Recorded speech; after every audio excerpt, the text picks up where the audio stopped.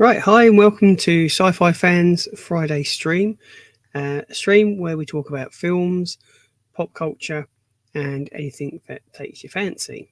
Also streamed on TikTok too. So if you're watching me on TikTok, or if I mention somebody that's on TikTok that's not watching on YouTube, that's why. So it's been a bit of a busy week for myself. I've been heavily writing and creating content for YouTube and TikTok. Some of the content is also going out on Clapper. Do I mention that? Don't know, just did. And obviously, videos on YouTube go straight up onto Rumble as well. I do have a BitChute channel too, if you want an alternative platform to watch my content on. And I'm going to get back into the swing of uploading to BitChute very soon. BitChute is basically going to be exactly what I post here on YouTube. So I won't be upset if you don't join me there. It's just to spread that net out to find a wider audience. So, what has been going on? Interesting question. So, we'll check out the top 10 movies in the UK, and thank you for the follow, Gabriel. So, yeah, we'll check out the top 10 movies in the US and here in the UK as well. Yeah, let me know how your week has been. Mine's been pretty hectic. Do drop me a comment, and let's talk some films and pop culture. I've just finished watching the England versus Australia match where England won 1-0. I love Australia, so a little bit of a 50-50, so couldn't lose whatever team won. A draw would have been nice. Also click like. Yes, absolutely. Gisley, you should auto click like. Let's get down to it. So what movies are out and what movies are coming out? Now I am a massive Godzilla fan. I love all the films in the franchise. I remember watching the dubbed films from Japan, and I was really impressed to see the new films come out. The 1990s Godzilla is possibly one to forget with Matthew Broderick. So yeah, one to forget that one. But the later films that have been revamped are certainly worth watching. So if you haven't seen any of the Godzilla films, then do check them out.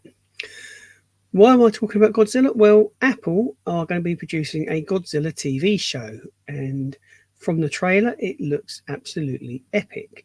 They've certainly ploughed some money into the special effects, and it's got a great cast as well, which I'll get to in a second. I am a little bit distracted because the bandit has also decided to join me, and anyone who has a cat knows that they just love to get over you and cause a ruckus.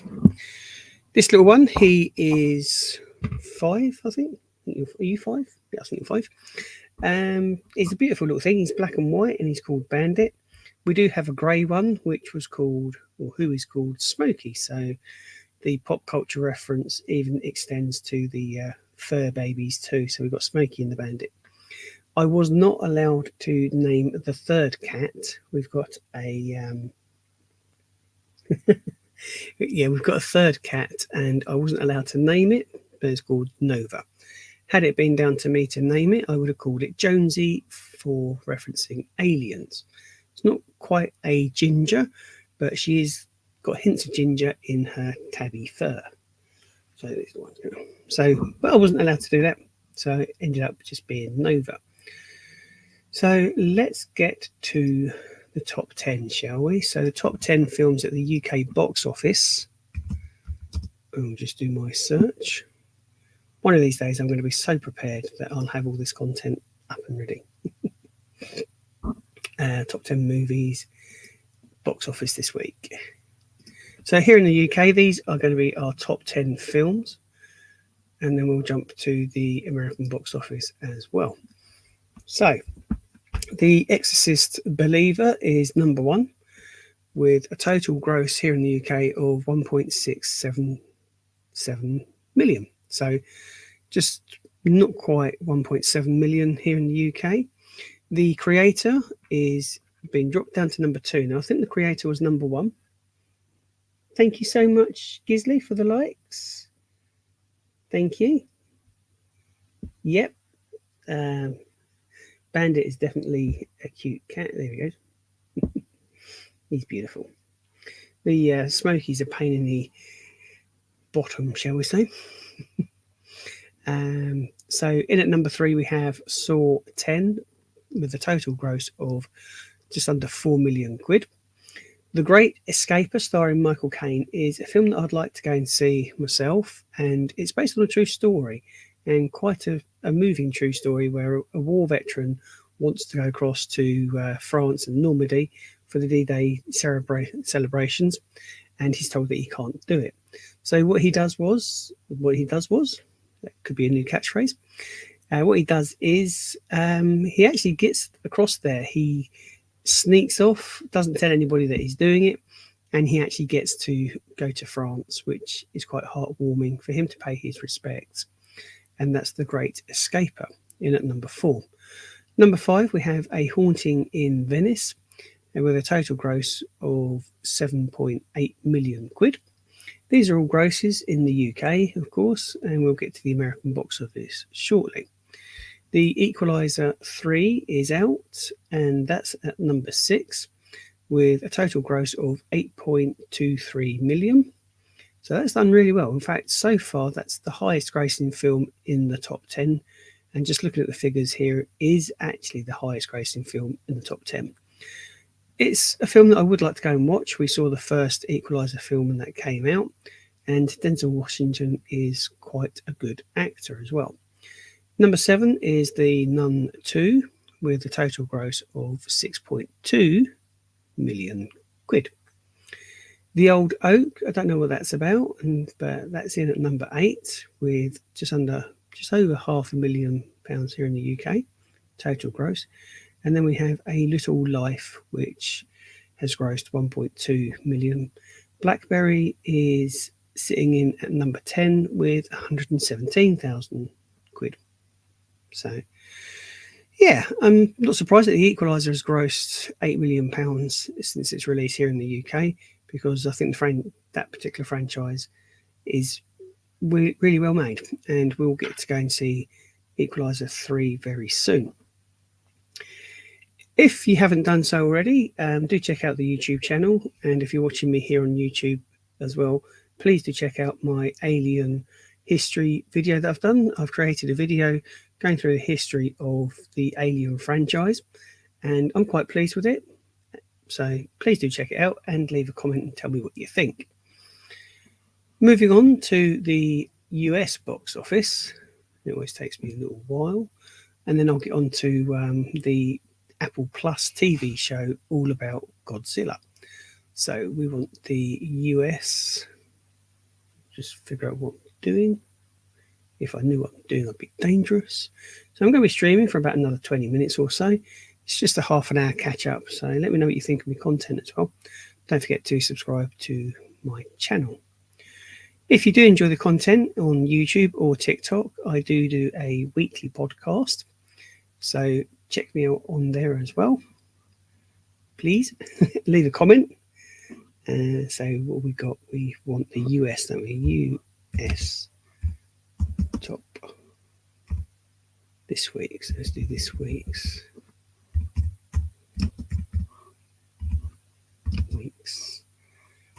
US box office top 10. Weekend box office charts for October the 6th. So here we go. Thank you for the likes on TikTok. I do appreciate that.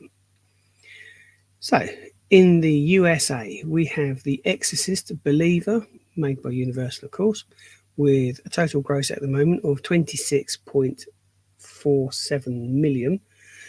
Now, interestingly, The Exorcist Universal bought the rights for The Exorcist. I think it's Universal. And they paid something like $5 billion for the rights. So they've got a very long way to go before they make a profit on that. A bit like Disney buying Star Wars for $12 billion.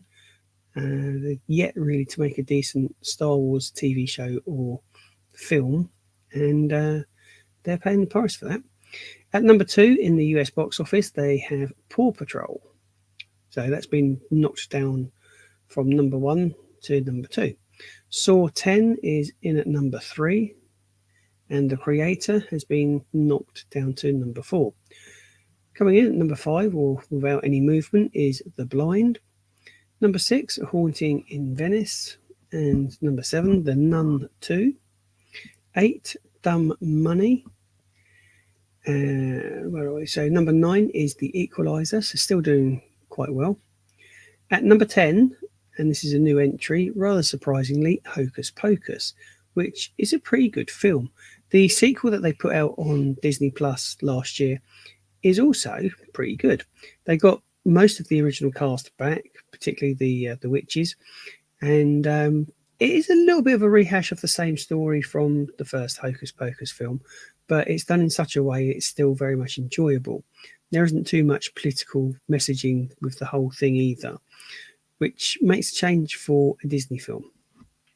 So Expendables 4 is in at number 11.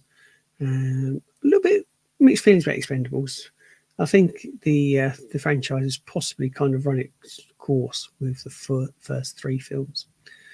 But that's just me. Tell me what you think. Okay, Freya wants me to say Francesca. Okay, there you go, said it. Right, so let's get to Godzilla. Now, I don't know if you're up to speed with Godzilla or if you're a Godzilla fan, but there is a lot of hype going on with Godzilla at the moment. There's going to be a Apple TV show coming out very soon, and as soon as I can find out the date for that, I will let you know. So Apple Plus unveils its first look at a highly anticipated Godzilla TV show.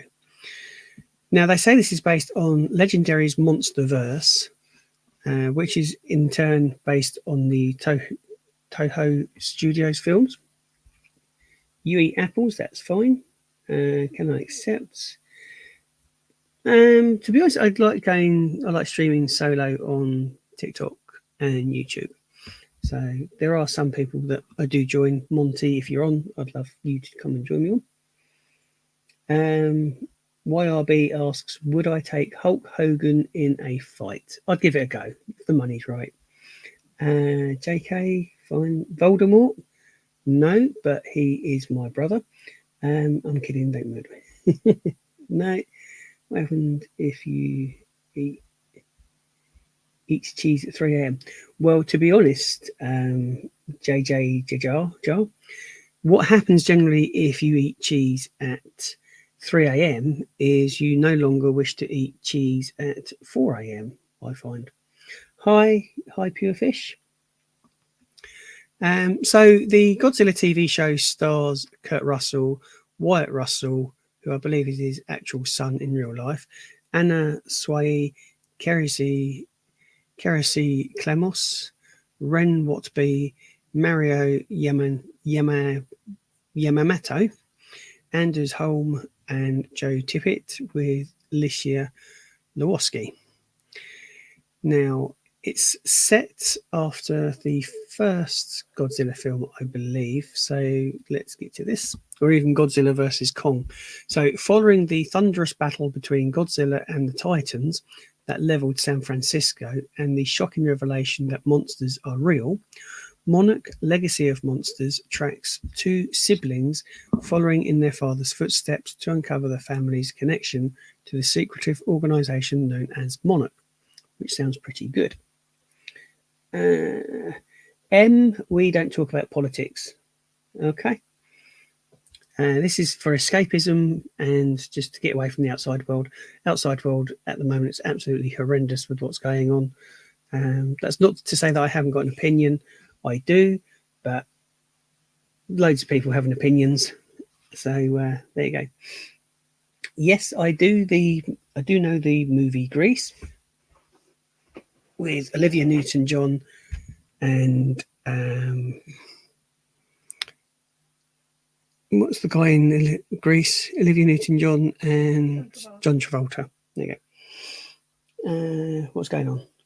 Yeah, I'm just chatting pop culture. Can you say? I could if I could pronounce that. So whoever it is, they're very, very handsome. What do I think of Grease the movie? I thought, to be honest, it wasn't a bad film. It was one of the excuse me. It was the most successful musical, I believe, until Frozen came out by Disney. The sequel to Grease is, let's just say, the least we say about Grease, the better, I think. Um, but it's an entertaining film, and it was also available in the West End. When it was released in the West End, you had an Australian playing an American and an American playing an Australian. So, yeah, it was. I enjoyed it. I wouldn't necessarily watch it every single day like some people do. I would like to go and see the live show in the West End.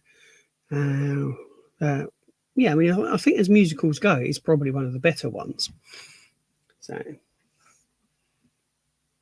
oh, DB generally don't really say sort of requests. People request, "Oh, say this, say that," and you get a pronunciation. Pinel, can't say it. So, can you?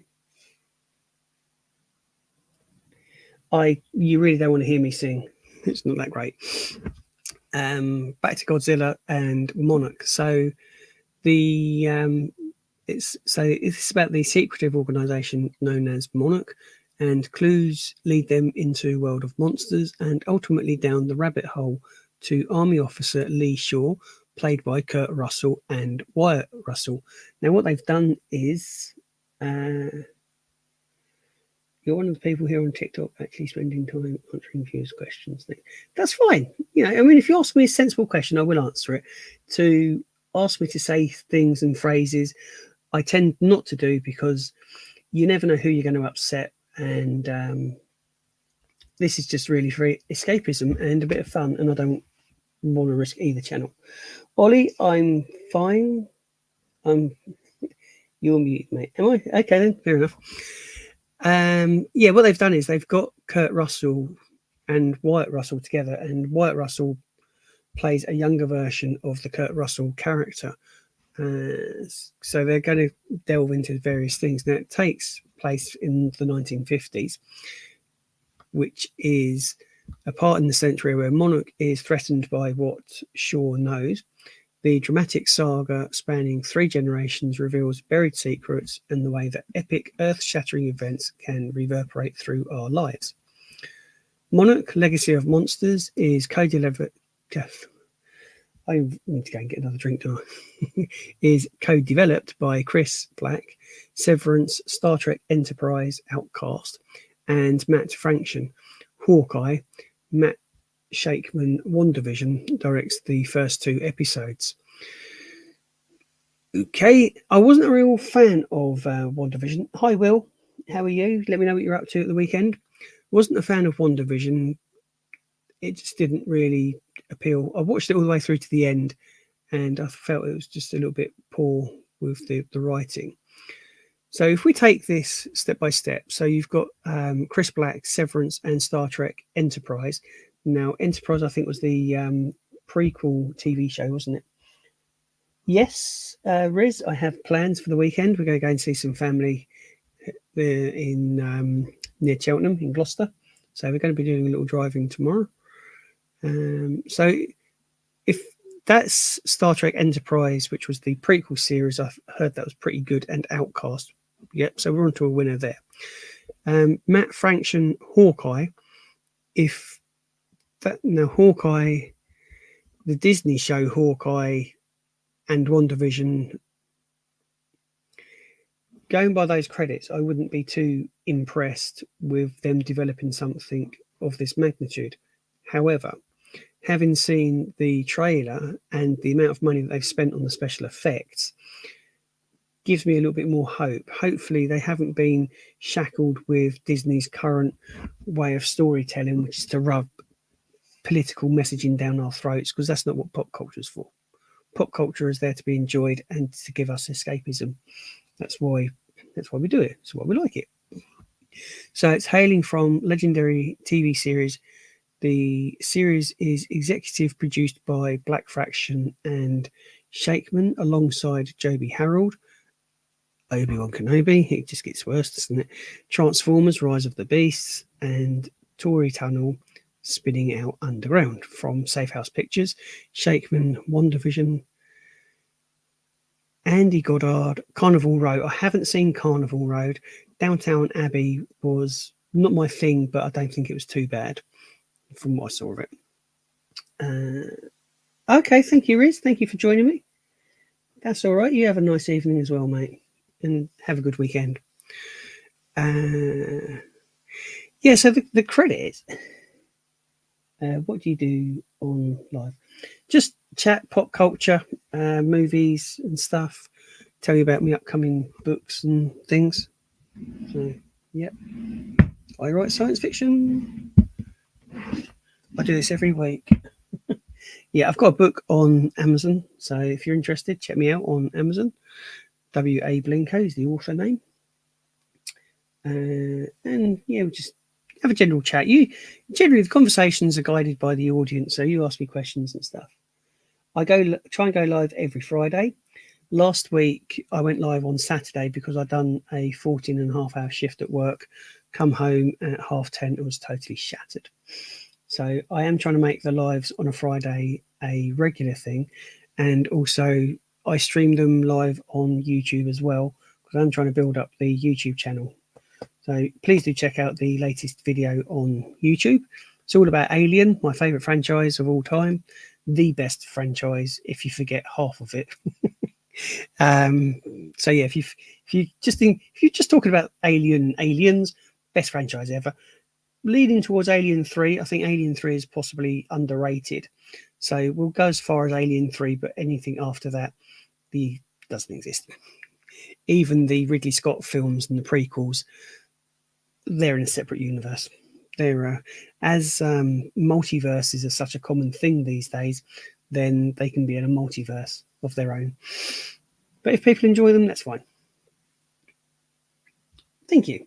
Yeah, do check out on the YouTube. The YouTube channel's had a really good period of growth, which I'm really grateful for, and I'm just trying to get that up and running, as well as doing TikTok as well. So, yeah, going by the credits of the people that have been involved with this would initially put me a little bit skeptical about it. Having seen the trailer, though, and how well the trailer's been put together, I'm quietly confident this could actually be a really great show. Legendary Entertainment's Monsterverse is an epic entertainment universe of interconnected stories that bring together popular culture's most titanic forces of nature. Witness humanity's greatest battle for survival as we fight for our world in the face of a catastrophic new reality. The monsters of our myths and legends are real, beginning in 2014 with Godzilla and continuing with 2017 Kong Skull Island, 2019's Godzilla King of Monsters, brilliant film, loved that, and 2021's Godzilla versus Kong.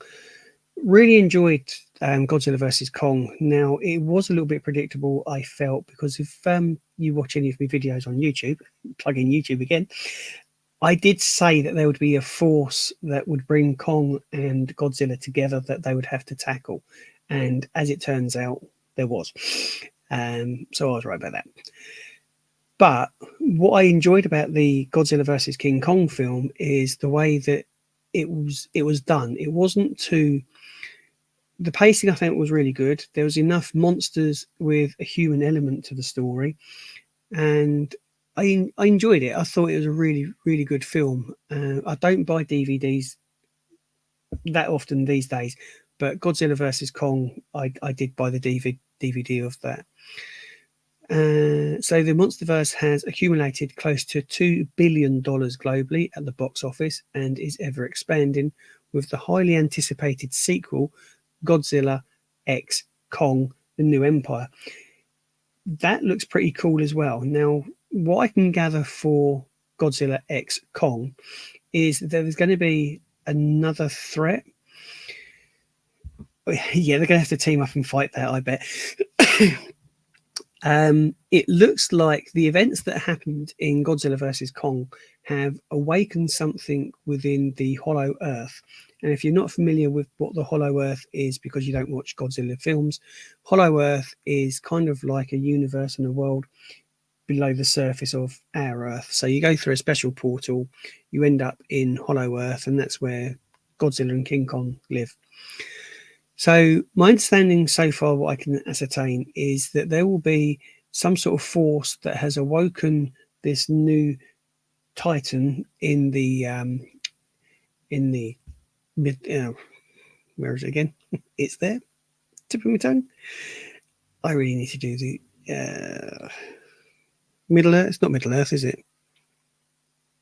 Oh, just said it a minute ago. Just said it a minute ago. I'm going to go to bed soon. Well, anyway, where they live, and then this particular Titan is going to start hunting down Godzilla and King Kong. Hollow Earth. See, just get talking about the subject again.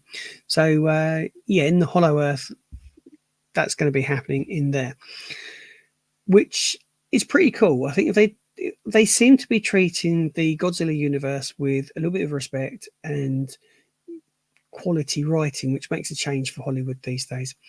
Not only have we got the Godzilla X Con, but we've also got a Toho Studios film of Godzilla, which is Godzilla -1, taking us back to the very beginning.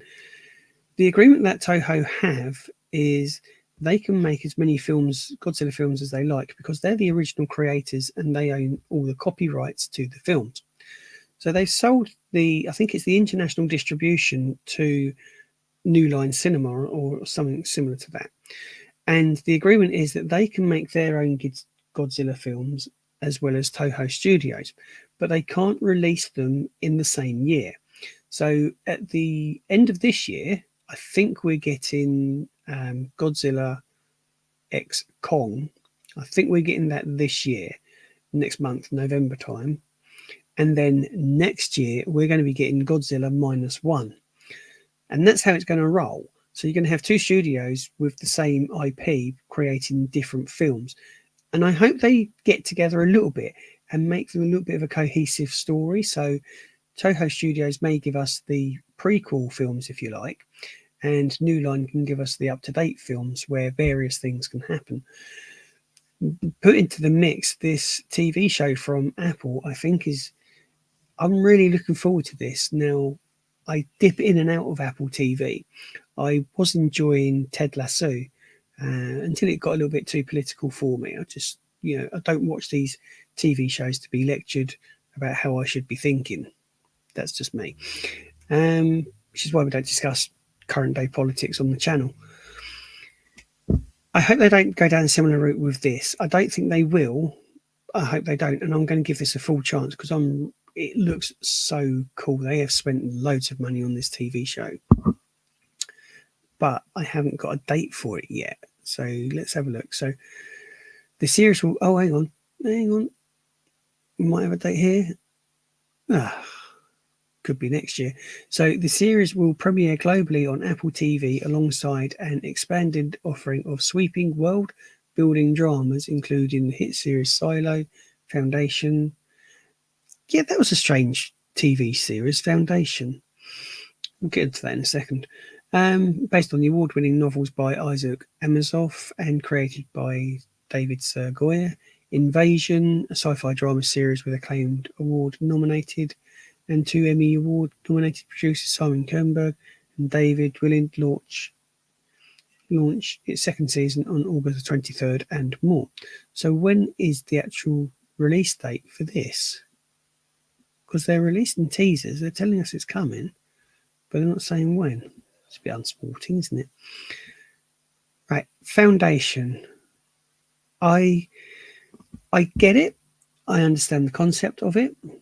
And I wonder whether Foundation is a book series that is possibly a little bit too complicated to bring to the big screen or TV screen.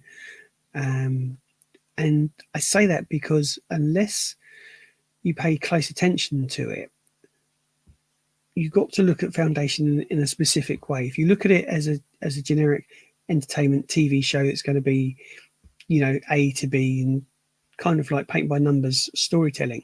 It's not. I read a review and it's quite right, because it's spread out over very different generations. You have to think of time as being one of the characters. Now, what do I mean by that? Quite simply, the TV show starts off with a family where they have various arguments and discussions, and they essentially get banished from their world and they have to go somewhere else.